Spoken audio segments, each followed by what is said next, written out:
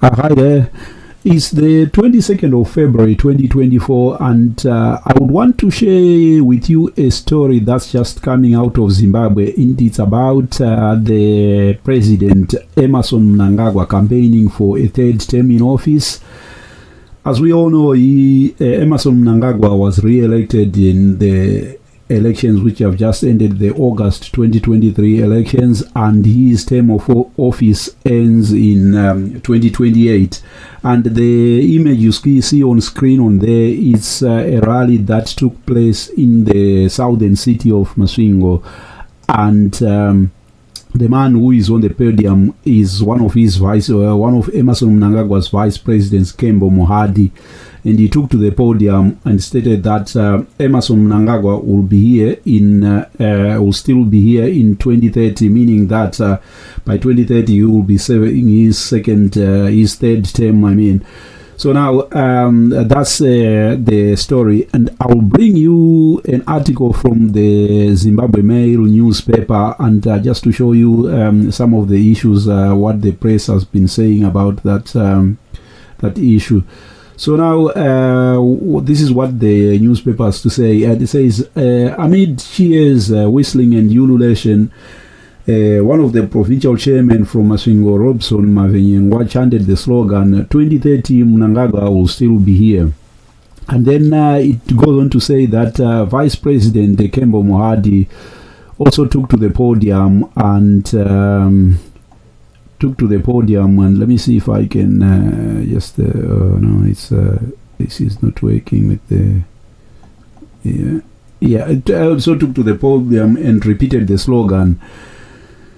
And then it says Mnangagwa himself made reference to the new slogan during his speech, remarking, those saying Mnangagwa won't be here in 2030, was there any suggestion that I won't be here?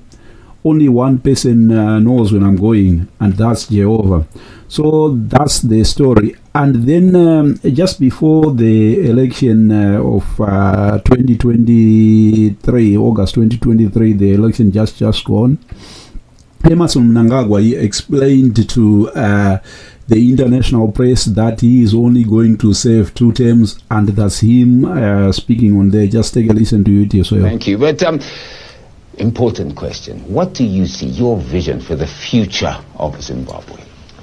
Well, look, I'm going for my 2nd term. This is my last term. I believe that my party, in particular, ZANU-PF, embraces our vision that first and foremost, the stability of our country depends on us. The modernization, industrialization of our country depends on ourselves. Thank you. But yes, so that's Emerson Mnangagwa, the Zimbabwean president, speaking about that he's only going to serve just 2 terms, and then he hands over power to a successor from his political party, the ZANU-PF. But now it appears that he's campaigning within his party to actually test the waters to see if people would accept the idea that he's going to serve a 3rd term once his term of office expires in 2028.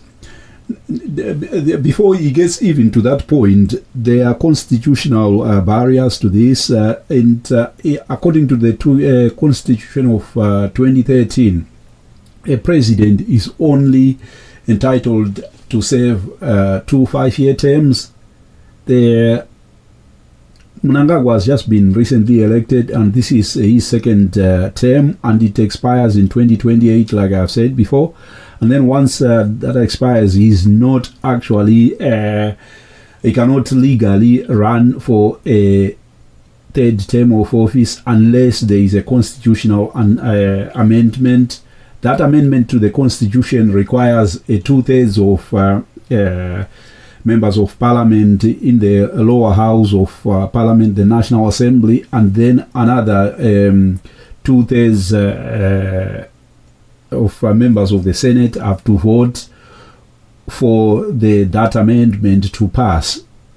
So now the problem is the ZANU-PF as it stands does not have the 2/3 senators in the upper house of parliament, but that wouldn't stop them passing such amendments because Zimbabwe as it stands is a lawless country. These people, the ruling party has actually instigated the recalls of opposition MPs, and they have just destabilized the opposition. The opposition itself, some even allege that the opposition is now controlled by elements of the military, the intelligence services, and ZANU-PF itself seems to control some politicians within the main opposition party, the Citizens Coalition for Change, and its crucially its leader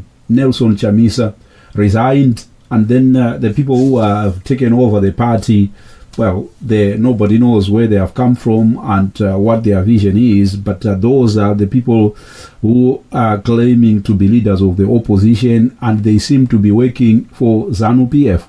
So these constitutional amendments, if they were to actually, if ZANU-PF were to propose to pass these, they are likely to pass because there is no actual opposition at all in Zimbabwe, unless if Nelson Chamisa were to actually to get his act together, and then within the coming few months or coming few years, there is no prospect that he's going to get any MPs into parliament, because the next election is only in 5 years' time, and as it stands right now, he does not have any members of parliament. So those are some of the issues. And then the other issue is the issue of his vice president. His vice president, Constantino Chiwenga, or the second vice president, he is the ex-general, the former general who led the coup in 2017, and then he led the coup and then handed over power to Emerson Mnangagwa. And some say he is the real power behind the throne.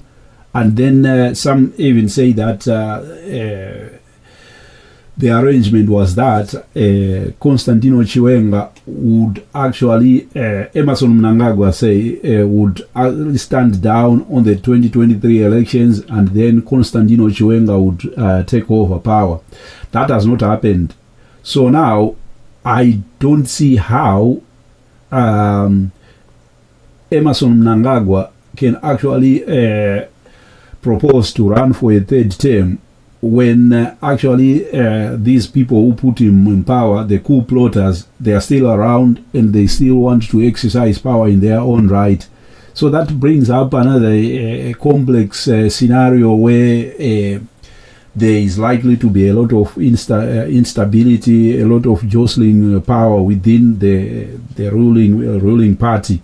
And it might even be feasible that the military, which is very powerful in Zimbabwe, might actually want to grab power again.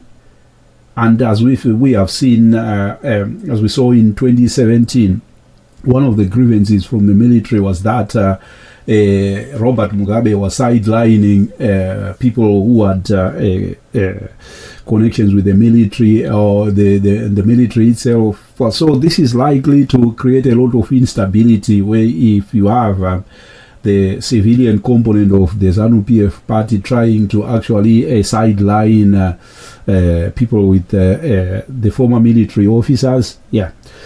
Thank you so much for taking time to listen to this recording. If you are interested in material of this kind, please subscribe, and please don't forget to give me some likes. Thank you. Bye.